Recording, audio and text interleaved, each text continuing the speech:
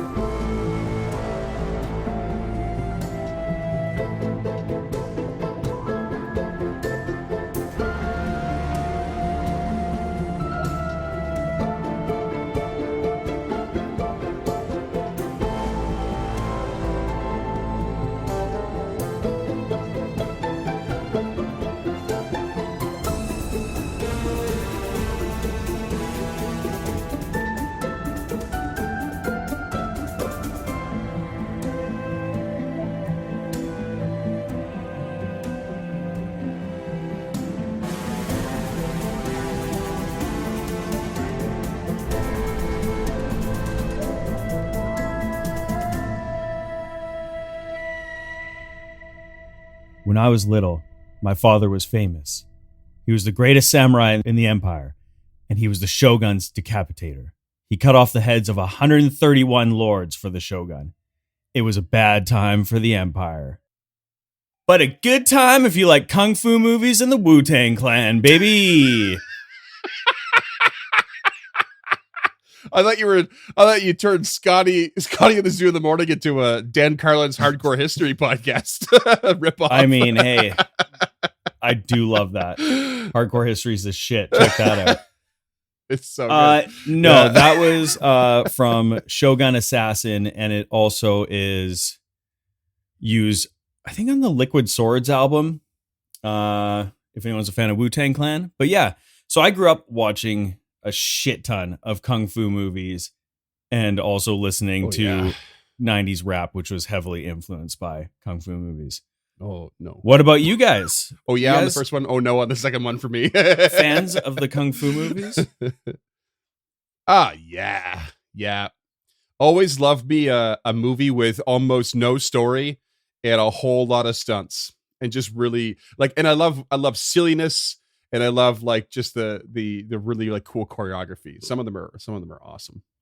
But you got to be in the mood for it. It's you don't.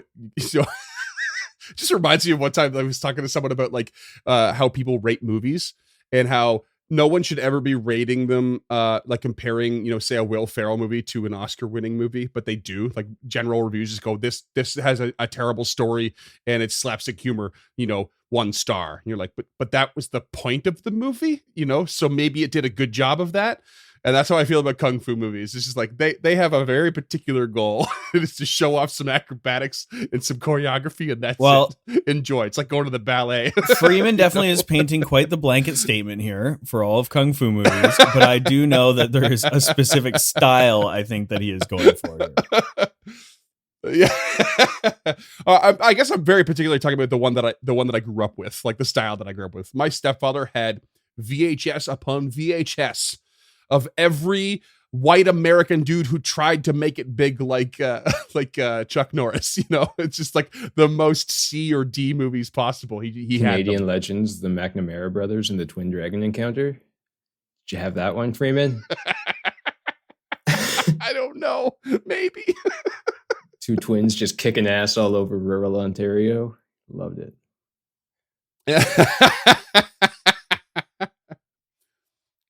I know James, if I remember correctly, James is a big fan of The Raid. Yeah, I like The Raid well. The enough. Raid is great. Raid 2. I think Raid 2's a better movie. There's your hot take. I don't think that's a controversial opinion. Yeah, so not necessarily kung fu movies, but like Asian early Asian cinema has just influenced so much of Western culture and Western cinema that it's hard not to love those movies. I guess it might be more appropriate to say Asian action films as opposed to kung fu movies, right? Yeah. Yeah. Well, I mean, if we're talking about kung fu movies specifically, what is it? 5 chambers, like 7 chambers. The pinnacle of all, not even kung fu movies, but movie making as a whole, is Kung Fu Hustle. Oh man. And I don't think that's a controversial opinion at all. Kung Fu Hustle is amazing. I actually recently watched that. It is so entertaining. It's really too bad the CG doesn't hold up like it used to, but it's still wildly entertaining. Yeah, and James, I guess the 7th chamber, and isn't the 7th chamber of death? And then also there's the 36 chambers of the Shaolin, which is another film itself. Yeah, it's 36 chambers that I'm thinking of. Like all 3 of those movies are fantastic. 5 Deadly Venoms is great.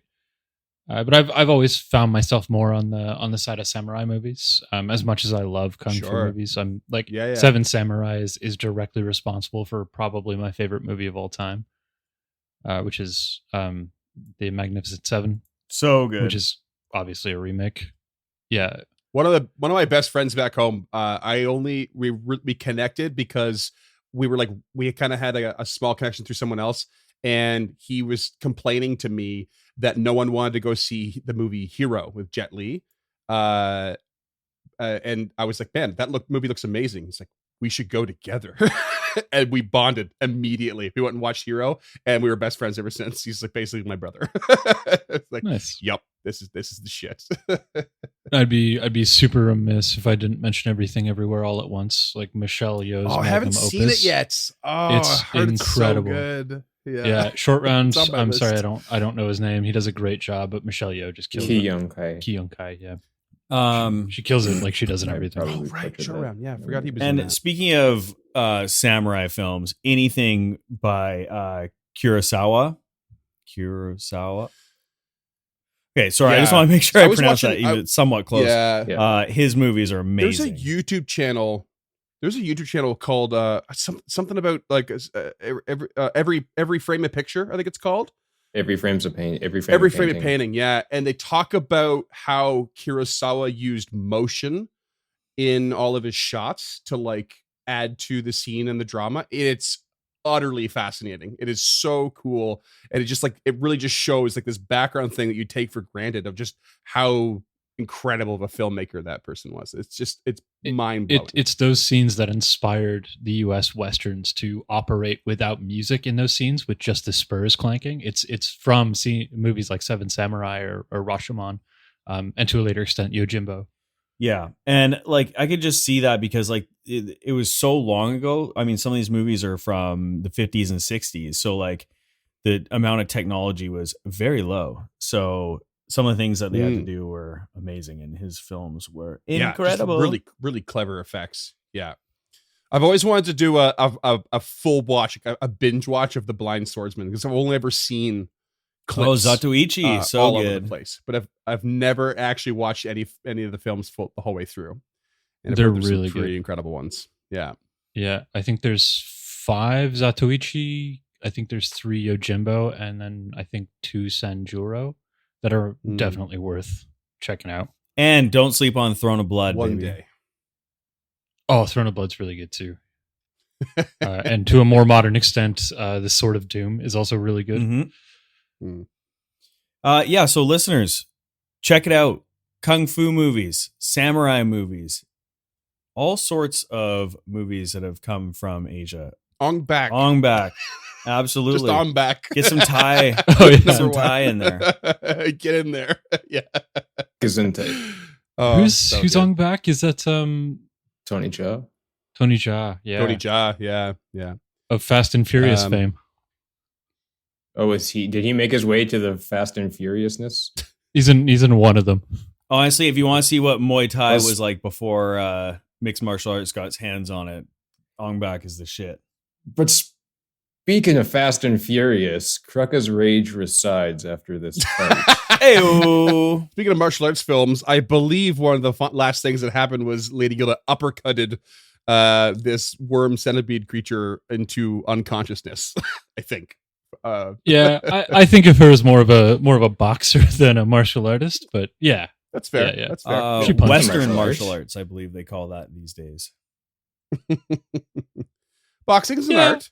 I think. I'm not I don't disagreeing know. with any of those statements. I just don't know if it needs to be called a martial art. I think it's more of a sport than an art. But Fair that's- Tell that to someone who could punch your face off your face. yeah, I mean, I That would is- say the that is same what I thing call art. to like a pool shark. Like it's not a sport; it's a game. Yeah, I don't know. Everyone, it's all fun and games until someone loses an eye, then it becomes a sport. But then, if you look at the blood spatter, it becomes an art. All right, Dexter, start the game. Later season Oh, 'cause Dexter on about the art. quality of that writing. Oh god. Yep, here we are. You've killed a couple of Drushkans, which or Drushkins. I don't know. Drushkan sounds very close to trash can to me, so I don't know why I'm saying it that way. Yeah, and you have this creature. I can't remember if you recalled proper knowledge on the centipede creature. I think you didn't. Probably failed. Yeah, no one hit the recall knowledge on the centipede thing, but I crushed it on the other guys. Yeah. Not to toot my own horn. So you have one lying there unconscious now, ready to be looted and possibly murdered in its sleep. What do you want to do? Murder and it's Dissected for science. You are in the laboratories level, apparently. I want to So let's- dissect it for the arts. I have a bachelor in humanities. I mean, I guess quick reminder here too. You're in this sort of a long, oddly shaped room where it's round at the top and round at the bottom, north and south as it were. And the southern side has again some transparent stone, which you're seeing a lot of lately. And that's looking over the arena, and you can see the big mound of like purpley, fluidy, fleshy something or other, just laying on the battlefield. The battlefield's covered in like old bloodstains and stuff too. It's like, just like a sandy arena. I would like to roll a check on the fucking gobbledygook out on the floor. I don't know if we ever did. No, I don't think you ever did. But you're welcome to with some occultism. It sounds Trey disgust. I'll do that for you real quick. No, you are not sure. I mean, honestly, it just looks like a big mound of corpses and like fluid that's like congealed together. It's like an There's awful like killer mold. gear and weapons and stuff from probably old combatants all mixed in, and like skeletons and bits and pieces and carapaces and I feel this is like a failed experiment pile. yeah, mayhaps. Prototypes. Okay. Tulok turns to Gilda and says, "Good job taking this creature down, but we should not let it live." Should we not interrogate it for information? First, perhaps wait till it wakes up, ask it a couple of questions. Find out how sentient it is. I mean, it does seem to have some sort of sentience. It does not look like a big talker. It was using weapons and magic, but I mean, how are we going to tie it up? What are we... It was actually also holding a book when you walked in. How does it turn the pages? Fucking bookworm. Hey, that's Duncan's line. One sec. Bookworm. Who's got 50 ropes? We'll tie it up. So Tulok looks at Gilda like, okay, if you want to question this, how the fuck are we gonna go about it? You got a plan? She does not have a plan, but again, her first instinct is not to just murder shit that's clearly intelligent. I'm not saying we can't kill it down the line. I'm saying this thing probably has a better idea of what's going on and how to get to Jaffa Key faster than we would by ourselves. Ever the pragmatist. And it's clearly intelligent. It has a book and a wand. Basically, yeah, because when you opened this door, you were immediately attacked by the Dreshkins, and like because they were just like super irritable creatures, and this thing just followed suit and just tried to take you down without question. Don't act like this thing's fucking good, Freeman. I didn't say it was. I'm just saying the reason the combat went the way it did was because of the Dreshkins, as far as you know. You burst into his reading club. Yeah. Piss off his friends, and he just got lumped into this. Yeah, and we don't have to tie the whole thing up. It's a giant centipede, you know. We just tie its maw shut and then leash it to something. Or presumably tie it up with itself. Okay. Let's see how long Let's- they are. Let's see if I can find that. How can we... Okay, I don't remember what we rolled, but I want to learn more about this thing before we go ahead waking it up. So are we rolling occultism? Yep, occultism for that as well. Let's see what you get here. If it sucks, I want to use a hero point. It sucks. All right, let's go for a hero point. Just blowing them. Tulok, you honestly, you just think back to the purple worm. Yeah. That you found the desiccated corpse of above in level 2, and you think this thing's gotta be related. And you know, like in some cases in nature, you think, you know, it might be minorly smarter, but probably not nearly as intelligent as you think. Okay, I'm metagaming right now, but I think that you just rolled like a natural 1 and you're feeding me some bullshit. Maybe I am. Maybe I'm not. Damn you, Pathfinder 2nd Edition and your secret checks. But this is what Tulok thinks. You think it's related to that creature, and that it's you know, despite it holding a book, for all you know, it could have just been holding it because it found it. So Tulok will turn to his friends and say, "It can't be that smart. It's a worm, much like that one upstairs. I mean, it casts spells, but for all we know, it's just holding the book to look good in front of the other two." You all know spells can be innate. Can I investigate the book? Yes, you can. You pick up the book from its corpse, but it is written in a language you do not understand. I'd like to do a society check to try and identify the language. Yeah, let's do that. We've been down this road before. You can recognize that it's Aklo. Still, no one has managed to learn it. Well, this book it has here is an Aklo. Well, I'm going to cast Comprehend Language. Can I or somebody do an Arcana check to try and identify if the script is written in the same sort of format as a spell? In the same format as a spell. Yeah, so like when you pop open an encyclopedia, no matter what language it's written in, unless it's like a completely different alphabet, it's usually written in the same general format. So you're thinking it's a spell book. I'm thinking it, yeah, James is thinking it's a spell book, but I don't know what else to do with that information other than it's written in Aklo, so. Sure, yeah.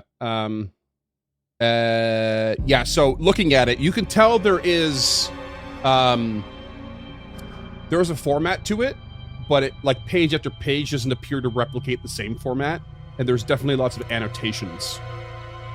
So, as if you're going back to each page and adding things. Okay. I mean, worst case scenario, we have comprehend languages with Tulak, or we have a buddy a couple floors up who speaks Aklo, if not a floor up who speaks Aklo. Because we don't know what Shafrem speaks, but Aklo seems to be the local language here. Okay. Maybe put a pin in that one until we find Jafaki.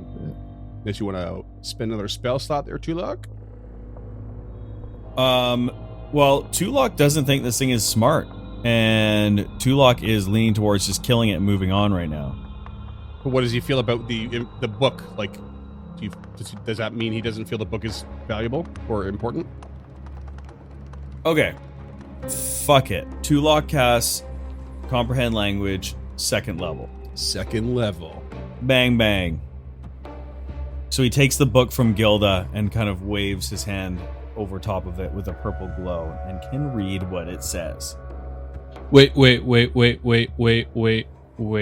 Before you do that, can you just write your fucking name in the book with the Word Reaper and know what it says? Oh god, I always forget about that. Let's see the Word Reaper. James is smart. If you use the Word Reaper to inscribe the words read by in your name inside a non-magical literary book, you immediately gain cursory knowledge of the literary work as if you had skimmed it for 5 minutes.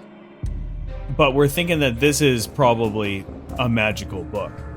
Well, So- Gilda is. Oh, we can just try it. This is great. So any listeners who are, because this hasn't come up in a long time. I don't remember if it came up on air recently, but we talked about off air recently. About Word Reaper, we got way back when you fought Shimmergrin, the crazy, fucked up, evil fae creature. I forget what it was called. Lurker in the Light. And yeah, you got that item. That's sick. That's such a good idea. You gonna go for that then? Well, we'll start with that, and if it doesn't work, he'll know it's a spell book. So you write read by Tulak in there with the Word Reaper, and you gain the cursory knowledge as if you skimmed it, I believe is what it says, which leads you... Yeah, what I can give you is that this is clearly a research book. It's a series of research notes on not just... there's a lot on a very particular creature, but it also covers a variety of specific type of monster. So it's not a spell book. It would, by reading it, I could determine that it is non-magical. Absolutely. Okay. I wonder if it's an alchemical book for flesh warping. That's exactly right. Okay, so at least we saved you a 3rd level spell if we did, or a 2nd level spell if we did, even if we did use the once per day of the Word Reaper thing. Well, now I'm thinking we should use the 3rd level so I can speak the language and we wake this motherfucker up. Because Tulak is second-guessing his own thoughts about how dumb this thing is. So a comprehend languages is most valuable when, especially at higher heightened levels, when you need to have a conversation. So using it for just reading something. I mean, it could be very valuable, but you kind of have to weigh the pros and cons there, right? High risk, high reward. No, you're missing what I'm saying. Instead of using it at 2nd level, I would use it at 3rd level and we could speak to the creature with it. I mean, you don't know what languages the creature speaks. But we could wake him up first, is the thing. Tulok turns to them both and says, maybe there is more to this creature than I once thought. Perhaps we should bring it back to life and ask it some questions. We may be able to learn some more information about this area, at least. Gilda will pull out her 50 feet of rope and lash its mouth shut. We need its in mouth. like a... Yeah, I think we don't need it as much as you think we might. So to start with, she's at least going to be holding on to it like a muzzle, like wrapped around her right arm. So it's leashed, and then that way, Tulok can at least get the creature to answer yes or no questions, and if it can understand basic yay or nay, then we can consider releasing its mouth. But if it's a spellcaster, I don't want to give it the opportunity to immediately wake up in somatic components, because it clearly doesn't, or verbal components, because it clearly doesn't need somatic with 100 little tiny legs and shit. Yeah, that's true, but also, unless it speaks, I'm not going to know what language it speaks to ask it questions. Like he says, it's just a start. I think you can always release the mouth later. It's like weird prolapse jaw.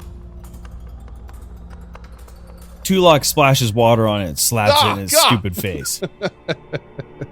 It expels. No.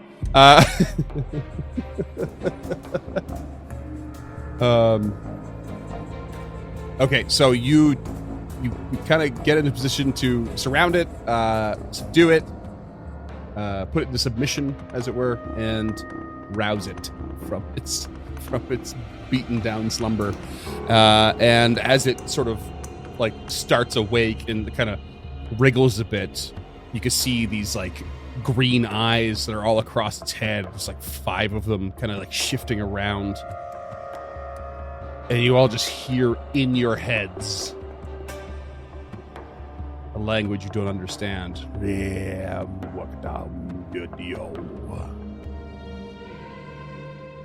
Seeped right into your brains. What'd you say after listening to much Aklo since starting this adventure? Tulok would be able to pick out if that's what it was.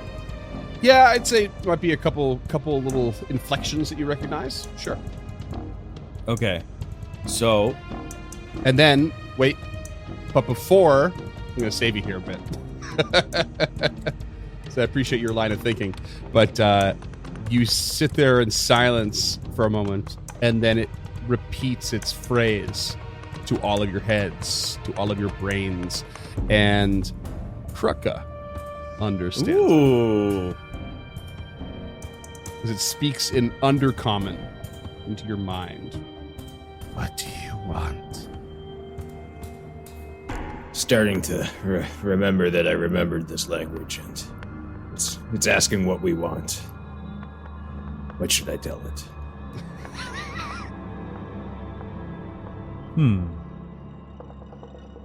Tell him that we want information. Tell him that we're here seeking someone. Jafaki. See if he knows any information about him. And he does this in a perfect whatever accent Undercommon would be. Give it to me in Scottish. No. You bastard. So it's just like, Why should I give you anything? Because you still have your life. My life. everyone make a will save. Don't roll a 13, he learned. Is that what you got, Karka? Maybe. And Tulak, what'd you get? 18. Okay, and Gilda? 30. Okay. Tulak and Kruka, immediately your minds become muddled as confusion takes over. And you gain the confused condition in this mind fog aura that this thing starts to emanate at you. Lady Gilda, you are unaffected, but you can feel it pressing against you. She's gonna punch it again then. Punch. Just pull down on the rope with one hand and uppercut with the other. Hell yeah. Oh my god, are you going lethal with that? Because that would be amazing. No, still non-lethal. I mean, getting knocked out that many times in a row can't be good for you. It almost feels like GM Fiat. I should make it lethal. You're gonna pull down and shoot up, but no, it's fine. Yeah, boom, knock it out again. It's clearly ready to oppose you, even in its weakened state. Yeah. She will untie. Well, she'll wait for Krugga and Tulok to return to their senses and just resign herself to that this creature cannot be saved. Yeah, it's really quick. Yeah, it's like it's a one round effect. You guys experience it a little bit in the fight, but it has the ability to like turn it on and off. Tulok essentially is holding his forehead, and he just brings down a stone upon the head of this creature. Dead. Does it have anything else on its person? I know the artwork is showing like a wand and stuff.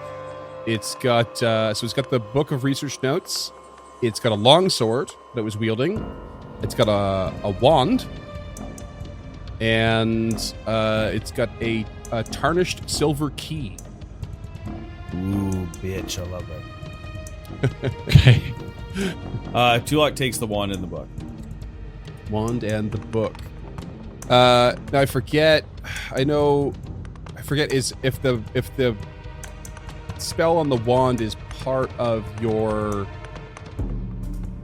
School of Magic spell I know list. Yeah, your tradition. You automatically know what it is. If it's on his list and he can cast it. Okay, if it's on his list and he has it in his repertoire, you automatically know. But if it's on your list, you have to roll. Oh, I always forget that. I'd like to give it to Duffy and see if he knows what best to use to figure it out. Sure. Yeah. Oh, hello. Oh, it's a stick. Why are you feeding me a stick, Master Tulok? Come on, Duffy. Just enjoy it. Oh, it's cinnamony, like a stick. Oh, that's weird. Yes. Oh, hello, Mr. Stickman. It's got a very, it's magical. It's sort of the gods, but it's also a bit weird. It's sort of divine and occultish at the same time. Ah, very interesting. Tulok will roll an occultism check on it. Occultism. Son of a Yeah. bitch.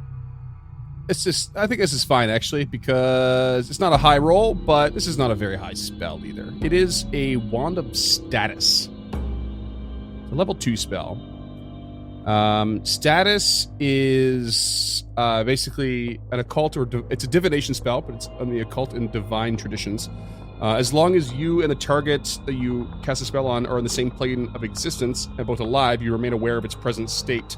You know the target's direction from you, distance from you, and any conditions affecting it.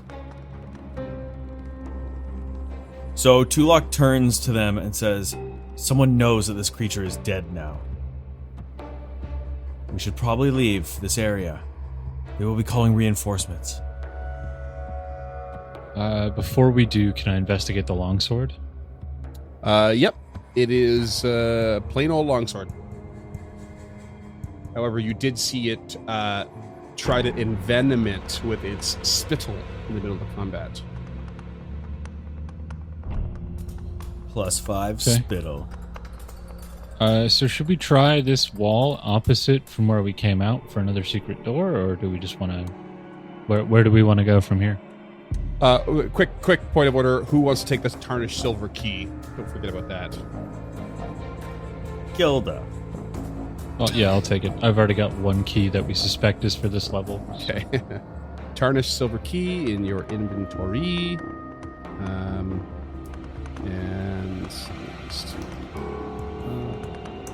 His name is Freeman, and he's here to say that you got that key in your inventory. Nice. That was pretty good. I want to give James a hero point for thinking of the word reaper. Oh, thanks, buddy. I've been like that and the Staff of Necromancy. I've just been waiting for Scott to use. Those are like two of my favorite items that I think I've seen in this campaign They're so really far. And they're both just, well, one of them just stuffed in my bag. Wasting away. All right, so that sort of sorted, or at least this little tiny chapter finished.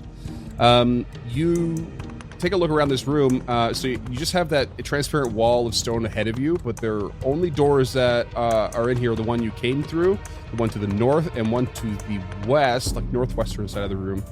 And if you give a little look around, you immediately start to smell something really stinky by that northwest door. It like there's a real brutal aroma seeping through the cracks of that door. Smells like good cheese. What if, and was that if Krucka used his quick search or what a thorough search? A thorough search? Yeah. Oh yeah, how does that work again? That's a new thing. Thorough search. Take twice as long to look around. Yeah, +2 circumstance bonus. Oh, okay, sure. I mean, I haven't rolled any perception checks. This is just a general, very obvious thing. Like, if you go near the door, it's like, there is something rank behind me. Oh, didn't have to search for that one. Yeah, basically. Who ripped one in here? But doing a thorough search while somewhat plugging his nose reveals nothing. Sure. Yeah, let me just do a little search for you. Yeah, looking around, you don't really find... It's a pretty barren room. You don't find anything of significance.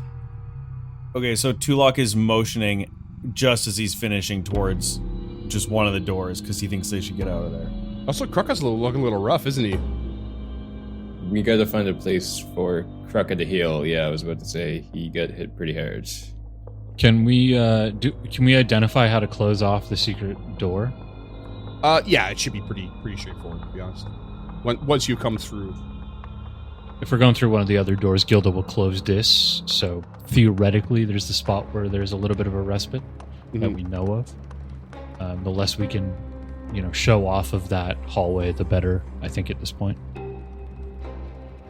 Well, are we should Gilda give him a try for a quick healing, or does it take 10 minutes?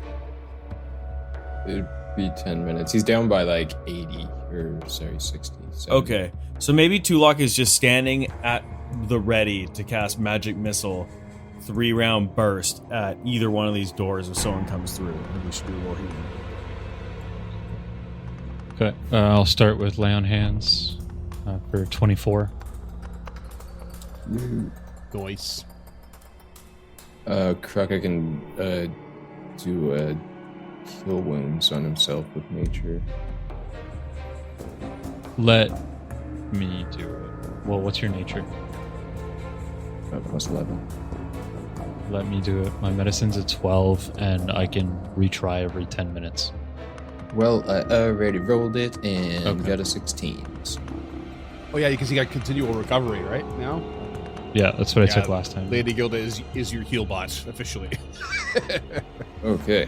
Yeah, I'm fine. Just ignore that and let her do it. No, it's fine. If he does 10 minutes, so that'll take 10 minutes, so she'll refocus, and then you can have another 24 back from the lay on hands. Yeah, fair enough.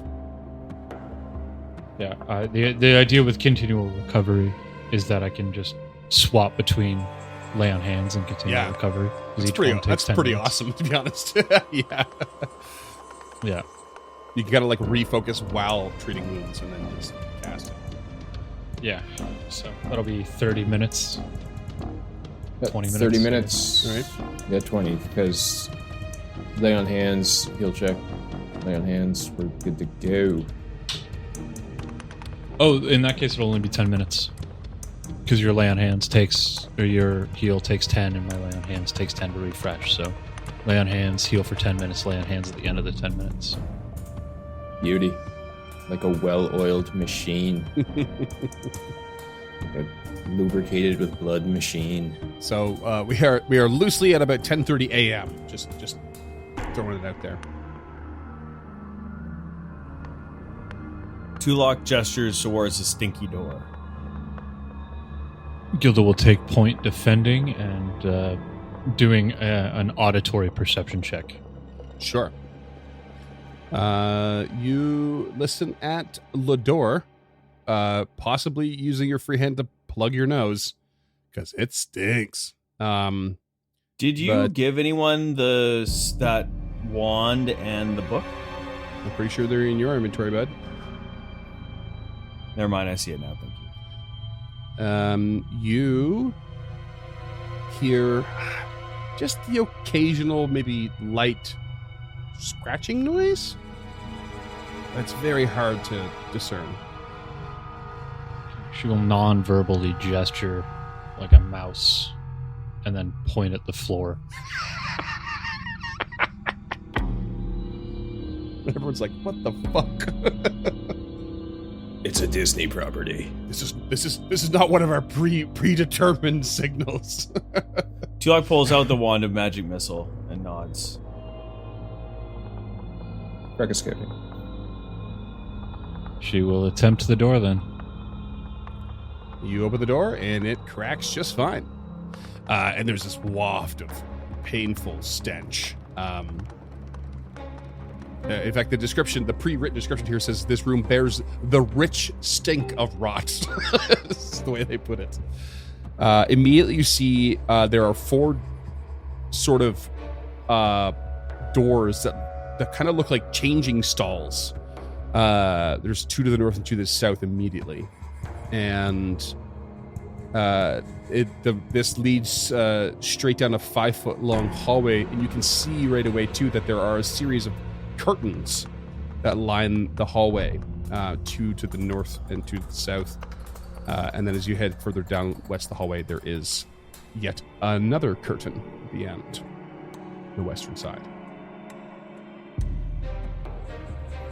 Tulok rubs a little bit of his soap onto his cloak and puts it in front of his mouth and nose.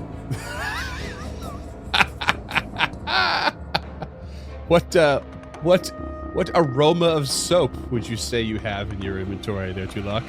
If you give me a real good answer, I'll give you a hero point. He's from Otari, so clearly it's lavender. Okay, you can have your hero point. That's great. Isn't Otari famous for... Was it lavender? Yes, they are. Yeah, it's one of their main exports. Yeah, that's right. That's amazing. That was probably one of the easiest earned hero points of the show, and I love it. Not if you knew how bad my brain is. Yeah. The other thing I was gonna say, if you said it was coffee, coffee scented, I would have been like, yes. This coffee's the other thing they love. Okay, so is the when Gilda initially breathes in this stench, is it like repugnant to the point that she's having a physical reaction to it? You are very close to a physical reaction, but no, you're like, you can feel yourself on the cusp, like, oh boy. Tulok holds up the soap as if like it's lavender. It literally stings your nostrils to the point of watering your eyes. That's the closest to a physical reaction. Okay, so for the listeners, I was asking if it had a mechanical effect.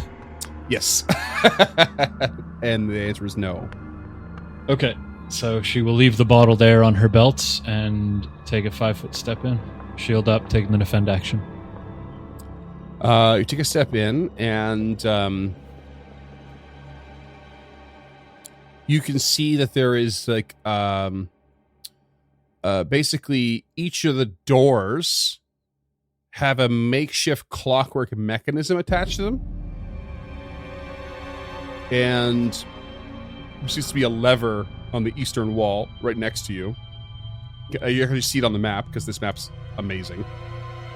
And it connects through a series of wires and pulleys. And once you've stepped in and you kind of like handle the sense a little bit more, you can actually see the very far curtain on the western end, you can see like smoke or steam a little bit coming out from behind it. Just very gently. And there's definitely a humidity in this room. The dungeon sauna. A flesh warp dungeon sauna. Classic flesh warp dungeon sauna. That old trope, eh? Favorite metal album. So you said there were wires and like lines coming from this lever, like a copper wire, that what we would come to expect is a copper wire. Yeah, it's like a series of wires and pulleys that seem to all be attached to the doors that are near you and the lever. Okay. I think this might have galvanistic traits, but Gilda would not know that. So she is just going to step forward, taking the defend action to cover that 5-foot hallway and point the lever out to Krugga, the being with the best repair in crafting in the party. Yeah, he'll step in and take a look.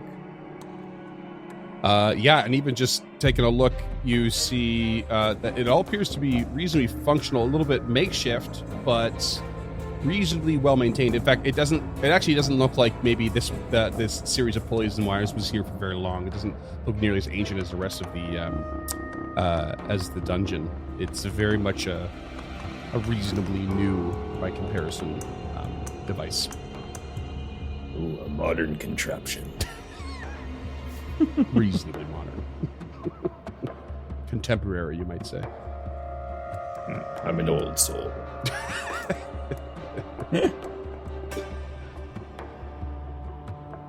But any insight into what it does? I would imagine it would open the clockwork locks like a prison or prison block.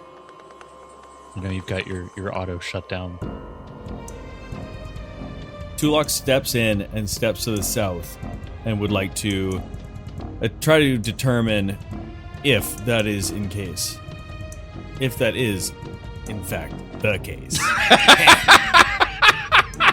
That was like a whole new version of Telenetic. You just crossed words right out. Whole sentences. My brain just fucking glitched. Syllables, it was whole words. I thought Discord glitched out for a minute. That was my brain. That was my brain, he says. Okay, but I would like to roll like maybe a thievery just to determine how I think the system works. Yeah, you can't make heads or tails of it, Tulok. It doesn't appear to be some sort of trap or lock. But I mean, Krugga's a master at crafting, so I just rolled him, and he's like, "Yep, that's exactly what it do. It will crack all those doors at once." It do be locking. So the door is locked to my south if I tried it. Single door, all at once. Just one time. No, you could actually do it. You can see that the pulleys and the wires are basically attached to some latches, so you could actually just manually pull that latch yourself and open the door if you like. I do. It would probably best do one at a time. So Gilda will draw the cooperative blade at this point, seeing Tulok fiddling with the door Tulok latch. just opens the latch, sword comes out, roll for initiative. Oh, shit. Drax. Okay. Because what you see in front of you, Tulok, is this creature. Ooh. And Cool. it stinks to the high heavens. It's basically kind of like the ghouls you fought upstairs in a way. It definitely reminiscent, like lipless tooth like face with like a long tongue and the decaying skin, and it looks hideous. But it's ready to lunge at you. Let's get some initiative. Kureka, what'd you get? Well, having a real scent, a nose for scent, as you might say, he got a 13. It wasn't like this. Brutal. How about you, Tulok? I'd like to make the argument that since I was just using thievery to try to determine this lock, I would like to roll with thievery. 'All right. 21. That's all right. That's all right, Lady Gilda. I'm also going to take a long shot here. Since she drew the blade as combat started, I would like to vie for my melee strike as my initiative. Yeah, no. Yeah, Definitely not. okay, that's a 27. I appreciate the effort, though. It wasn't a whole lot of effort involved. But, Yeah. 16 versus 10. I'd like to roll with acrobatics because I didn't stab myself with the sword as I pulled it out. I mean, we have a ruling on it. We know I don't have to ask anymore. Yeah. All right. Combat starts. Lady Gilda's on top of the order. And let me just see here real quick. Okay, yeah, Lady Gilda, you're up. She is going to delay and... Tulok, get out of there! Okay. Tulok, roll me a fortitude save. Why? Because it's the start of your turn. If this is because of the scent, I would like a circumstance bonus because of my soapy nose. He's making all kinds of demands today, isn't he? That's right, baby. I mean, that one feels legit. He did take the time to justify it. That's actually great. I'll allow it. I'll Mike. totally allow it. You get a plus one. Plus one. All right, this is 23. That is a success. You are temporarily immune to this brutal scent for 1 minute. So if this combat All right. happens to go for 10 rounds, let's hope it doesn't. You'll have to recalculate that. What do you want to do, Tulok's Tulok? Ugh. And It's moves 10 feet to the northwest and will cast telekinetic projectile. All right, getting heavy right out of the gate. 30 to hit, baby. That's a crit. Nice. 32 Get it done. points of bludgeoning damage. Hot damn. Smashes this thing with, I don't know, what'd you throw? A bar of soap?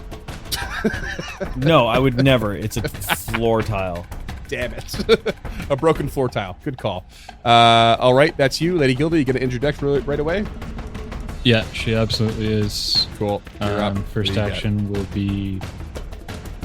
First action will be to drop the cooperative blade. Okay. Second action will be to stride. And third action will be to strike out at this thing.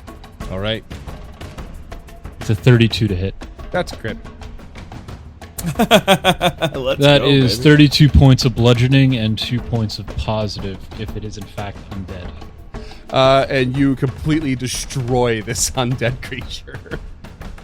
You just like turn that thing's face into paste. Step back. Steps back. Wham. Walks up. Punch. Destroyed. Done. And then you just hear a racket from the other three doors. Just like shaking the doors and scrambling at them because of this sudden burst in sound and combat and just like everything. And clearly the creatures in the other doors are trying to get out. I wonder what's in there.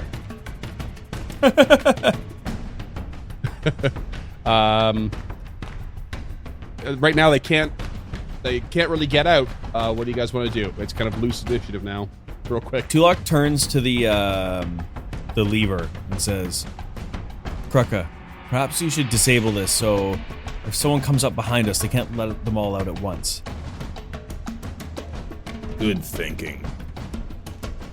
Gilda will sheath the cooperative blade and just keep her shield up in defending posture. Yeah, Kruka would like to disable this if he can by either crafting or bashing. Yeah, roll me a crafting check. It's never a bashing check. I mean, it's up to you. 21. You want to craft it, or do you want to like try and just snap this lever or something? No, we'll try to craft it, but you got a 21. 21. Yeah, honestly, this it's not a terribly complicated design. You feel like you could just start snipping wires and just totally disable it. And he will do that with a hatchet. I didn't say slash. I said hack. I said snip. He'll do it with 2 hatchets. Kruk, in this moment, invents the new tool known as the hatchet snip. The most manly scissors around. I cut myself so much doing this. That's how you know it's good. Jeez. Yeah, but in the back of Kruk's head, he prefers like those Crayola safety scissors. Like he's got a real appreciation for them. He just likes the ones that are fun shapes. Yeah. You can never get these when they're left-handed. Tulok would like to move slightly down to the west and just listen at the first set of other doors.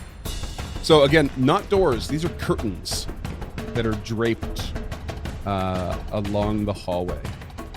Oh, so those first ones were all doors, and now Those were we're all in doors. curtain territory. Everything else around you is curtains now, and they're pretty old and musty, but they are intact and hiding whatever is behind them. Fully Tulok words. peeks behind the curtain. That's metagaming. You crack a curtain to the north, and you just see an overturned sort of table and an unlit lantern hanging on the wall. That's it. Tulok opens the one to the south. And you see the same thing, except the table's not overturned.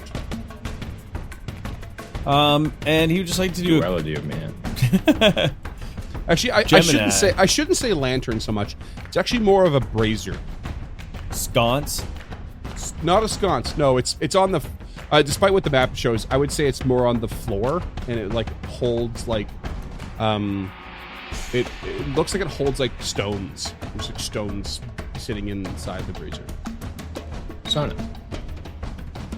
Yeah, like you said, sauna. Tulok would just like to investigate inside the northern one. If there's take a look around. any items, any doors, and also he will inspect the brazier. Brazier crane. Oh, God. What the hell? Apropos of nothing, brazier crane. No, you discover nothing of import. Rocco would like to search the other one thoroughly. And you do, and nothing. Right ahead. Tulok heads to the next set of curtains and opens the curtains to the north. Okay, you open the other northern curtains, and it is a non-overturned table, but the same thing. Pretty barren. And as you're getting closer to the western side, you can see more. It's more obvious now that the steam coming through the far end. And it's more obvious that it is steam and not smoke. Yes, indeed it is. I did not. Does it stink as much at the side? No, not at all. This might be a flesh golem laboratory. James has the fear. Yeah, flesh golems are scary shit. Tulok opens the final curtain to the south. And wouldn't you know it, overturned table, nothing at all.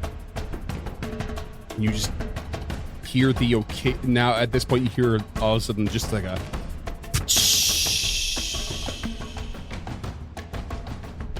On the other side of the western curtain. Tulok stands in front of said western curtain and would like to cast Detect Magic. 30-foot emanation. Okay. Detect magic. Just double check this room. You do not detect any magic at all.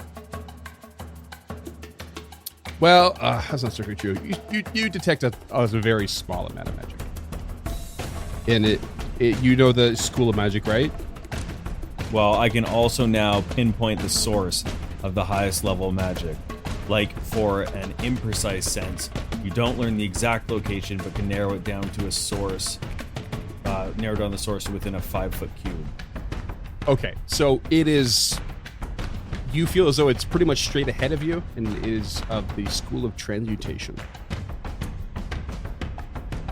So Tulok turns to his companions and says, "There's a little bit of magic in there. Transmutation. Should be directly in front of us." Gilda is facing away from you two with her shield up, blocking the 5-foot hallway. Just ready. Are we sure we want to go in there before we deal with whatever could be out here? Last thing we want to do is get flanked in a curtained off 5-foot hallway. Yes. Maybe that's the right way to go about things. Just like we did before, let's take them one at a time. Yes. You might as well just punch them all to death. Tulok will stand across from whichever one she's about to open and will ready telekinetic projectile. You're going back to all the fucking ghasts. Spoiler, they're ghasts. It's either take them out now or risk them flanking us later. You know. See, that's why I thought the whole disabling was for the preventative measure. But yeah, sure. Are we certain that that's what the disabling did? Is it locked the doors? Well, they're like latched from the outside, and the whole thing could have unlatched them all at the same time. But you snipped all the wires. I think James's worry is, although they couldn't all be unlatched at once, they could still all be unlatched individually. So we might as well just kill them all. So, fan of Metallica as I am, I go with kill them all. What are the doors made out of? Just wood? Yeah, just wood. Yeah, they're pretty simple. Yeah, They're sturdy. I mean, I don't know. Gilda thinks we should take care of it. What do you guys think? Tulok nods and says, "Let's kill them all." Okay. She'll open the door in front of her. Okay, so we're going back into combat here, are we? Shit. There we go. Let's do this. Roll me another initiative.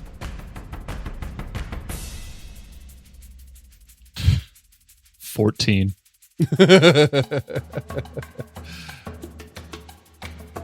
Kraka? 28. All right. And Tulok? Tulok readied telekinetic projectile, so I'd like to argue I could roll with occultism. I mean, you readied it. I mean, what's the trigger? As soon as I see that little As soon as you gas. see the thing. Yeah, okay. You're really I mean, we pushing must it, and be I love pretty it. close to hand waving this at this point, you know. I like it. Sure, why not? Okay. Start of the combat. Put some music back on, I guess. Immediately, some of the doors start like shaking again because something like they kind of detect you guys setting up. You're making noise. You're a little more casual about it this time. But Tulok, yeah, you're up. 18 to hit. That misses. Bangs off the wall. Okay, Tulok. So, telekinetic projectile, no dice, but he casts guidance on Gilda. Yeah, do it. Kraka, what do you got? Kraka will free action change his grip on the butchering axe. Second action, first action, draw the light hammer. And Light hammer. Throw it. Yeah. Throw it through cover, lesser cover. Okay. That's a +1 to cover past Lady Gilda. Natural 20. Nice. Although, yeah, to give you like flinging it off your hip, just like Carmen did. And it's just like, but it looks like it comes from Gilda's hit because you just like slide it right past her. Yeah, roll me some goddamn damage. 22. Okay, that's a pretty solid hit. Not your best, but Too yeah. bad. And with it returning to him, he will just throw it again. Returning light For hammer go. 29 to hit. That hits, not a crit. 10 damage. 10 more damage. Boom. What a scene. That's a really weird one to imagine, but I love it.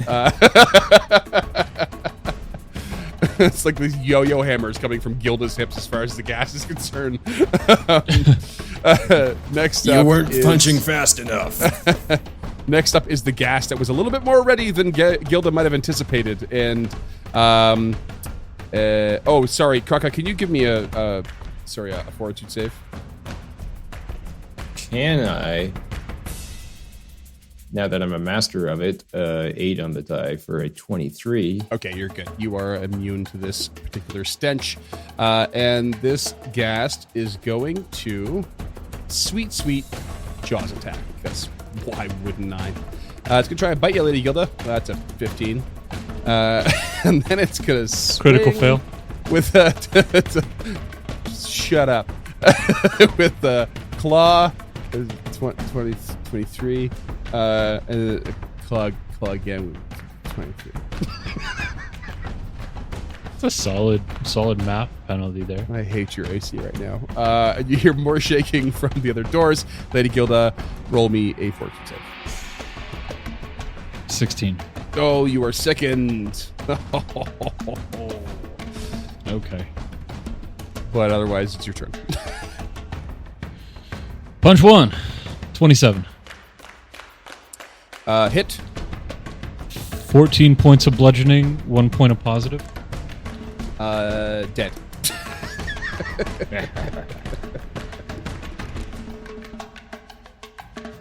Yeah, I did. After Kraka hit it, I didn't feel like I needed the guidance to try and up that to a crit.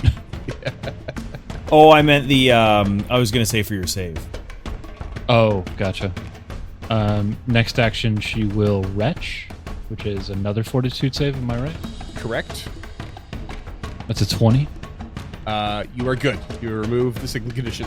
That didn't take long. Okay, and then she'll raise her shield with her third action. All right.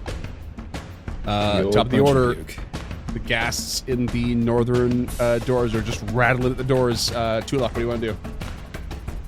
Tulok will ready a spell, telekinetic projectile, with the trigger of seeing an enemy. Okay. Readying an action. So, keeping in mind, so this is a little bit of a debatable thing. You can ready a single action using 2 actions. I always felt as though it makes sense to ready a 2-action thing with 3 actions as well, although I don't think that's what this is written. But I'll give you this gimme. It's honestly better to just delay it. It makes way more strategical sense because you're not wasting any actions on trying to ready something. I just thought it'd be more fun this way because we never ready anything. But Yeah, fine. that's true. That's true. I delay. Delay is one of the most valuable things. Because anyone listening here that listens to GCP, everyone gives Joe shit for delaying, but it is one of the best strategies in the game. I've already delayed in this combat, or in this session. Yeah, exactly. It's twice, I think. No, just the once. But yeah. If RuPaul played Pathfinder, he would say delay away. I don't get that. It's a good joke. I don't know. Sashay away. Kraka, you're up. Delay. No, just kidding. 5-foot step north. Open the door. Open the door. Yeah. And, of course, is a gas right there. Bath. And hit with the hammer for a 30. That's a crit. 16 points of damage. This is dumb. This is going to be the most boring combat for listeners in the world. It's kind of awesome at the same time. You can hand wave it at any moment. Shooting Oh, hell gas no. in a No. barrel. Because any amount of hit points you might lose, I want to keep. Also, if I'm not mistaken, gas have a pretty wicked bite attack. You're not wrong. Okay, that's you, Kraka. Move, open, attack. Yep. It is now that gas turn. It is going to come. I will step in line here. Cheeky son of a bitch. Fine.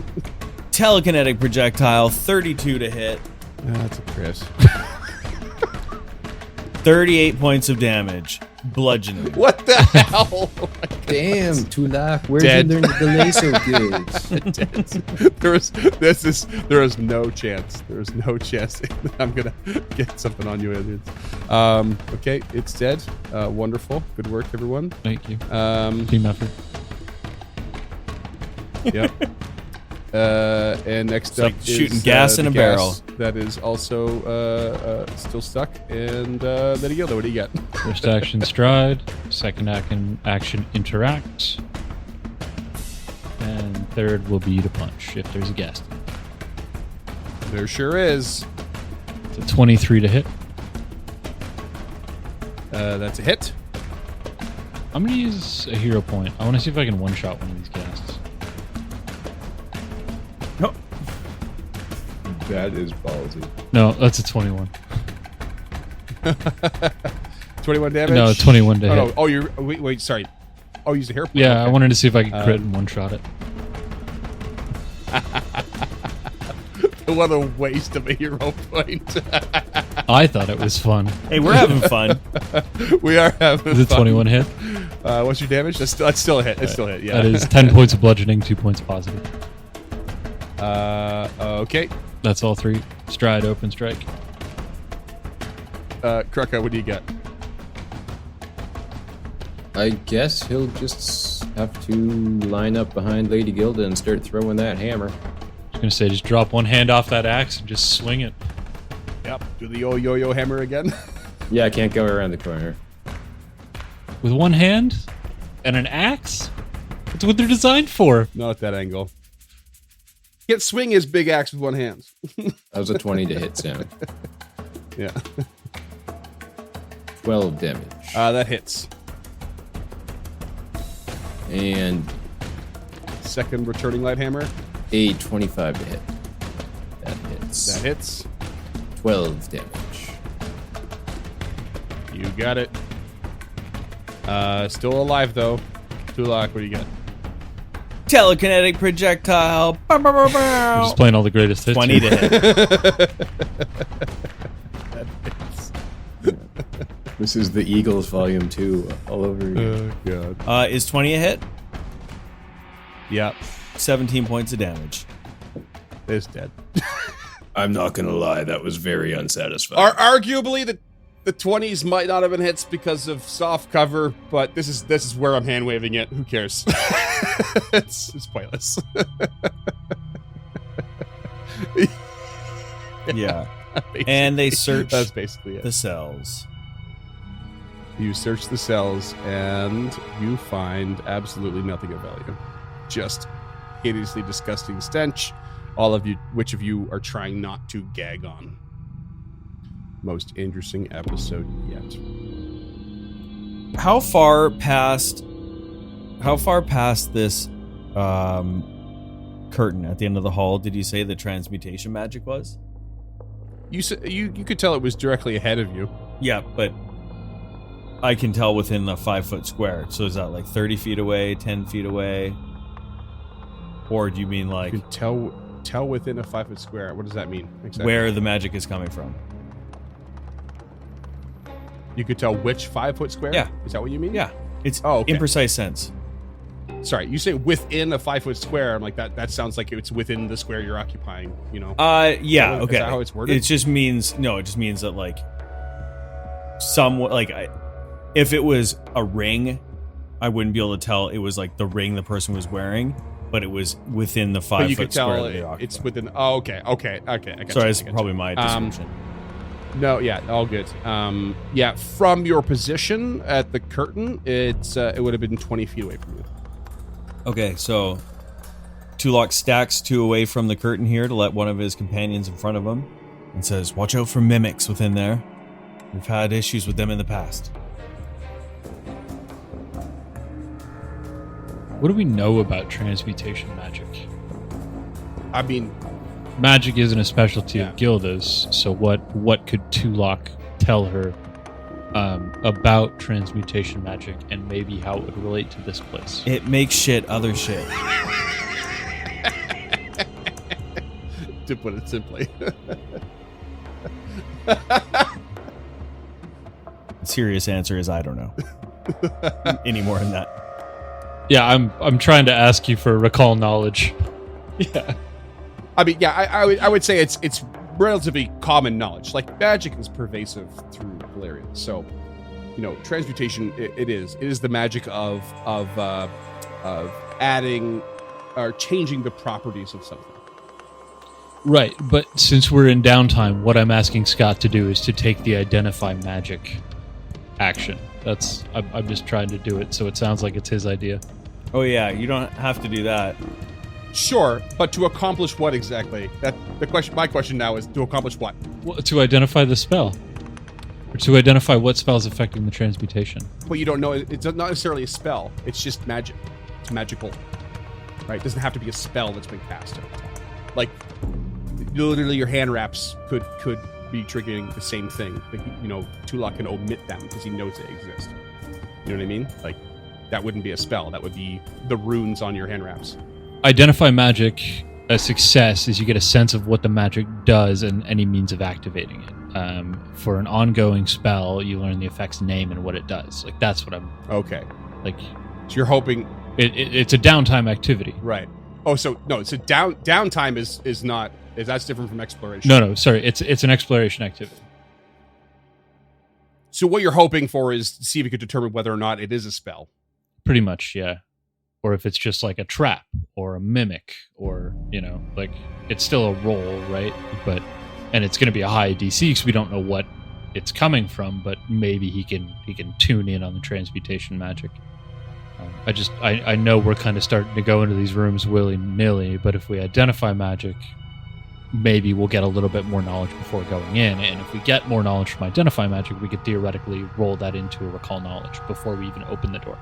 Just trying to metagame a little bit more. Yeah, no, it's fair because we don't dig into these like degrees of success in some of these like sort of side things very much. At least the nitty gritty of them. So identify magic is not something we do generally, but we don't always dig deep into. Yeah, and I was reading it the other day, and it doesn't specify you have to know what the source is. You just would discover that an item, location, or ongoing effect is magical. Like. It doesn't say at any point he needs to see it or understand it. It just... So, that's an 22 occultism check. But if it is to identify something that has the mental, possession, prediction, or scrying traits, it's a 24. If you pull out the necromancy staff, it's also a 24 to necromantic magic. Boom. He pulls that shit out. I'm telling you should have that in your hands at all times. You have no reason not to. It's so good. Yeah, I know, but I didn't like the... Never mind. Okay. I just didn't like I mean, that's cool if it's your character. Like, it's a level 7 item that just has spells in it for free. It like, doesn't stop you from casting at all. Yeah. Okay, so 22. I'm sorry for this. This is after all this conversation, you're reasonably sure it is just a rune on an item. Yeah. Some sort of enhancement rune. Pop that door. Right, and that's... it doesn't give us a whole lot of knowledge, but A, we know something in here is enhanced with transmutation magic, which is fine. It's not, but not B, bad. we know it's probably attended because of the smoke. Mhm. And C, we've figured out how to kind of roll identify magic into this a Yeah. little bit. And if that took 10 minutes, Gilda will throw Kruka a lay on hands to bring him back up to full before we even open this Okay. door. Do it. Lay on hands that shit. Yeah, she does that. So that's 24 back to Kruka. All right, and you pull One last perception check at the door before she opens. Yep. And you get a... I'm scared of this room. I don't know if I'm getting that across. I think it's pretty obvious you're scared of this room. Yeah, you sure are. Open the door. Let's go. Listen closely again. And you just hear another... Taking the defend action, she opens. You pull the curtain aside, and you see a room. It's just Frank Moran standing there. That is Frank Morgan. You see basically a round sauna constructed entirely of polished stone. It's a wooden bench that lines the circumference of the room, save for the exit you, of course, are coming through, which is covered by a thick curtain that you've just pulled aside. Sometimes these inscriptions are really awkward. At the center of the chamber stands a stone pedestal topped with heavy bronze bowl filled with red-hot rocks. A much larger version of what you saw in the other rooms. A wooden bucket full of water rests next to the pedestal, and there is a big, hefty amount of steam that kind of rolls through. And straight ahead of you, on the other side of this bowl of rocks, is this creature. I can't believe Duncan was right, and it actually is a fucking sauna. Yeah, Duncan Hell yeah. 100% gets a hero point for calling sauna. It's literally a sauna. And this gray-skinned creature just stands up and just kind of flexes its muscles and stretches out and just gives you this, like, cheeky smile. And he just says,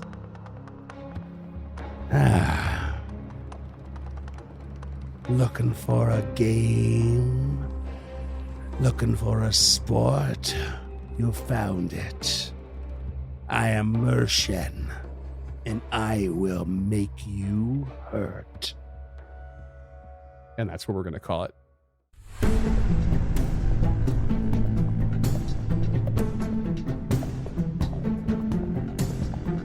Stemming the Tide is an actual play podcast of the Adventure Path Abomination Vaults and is produced by the Uncharted North Network.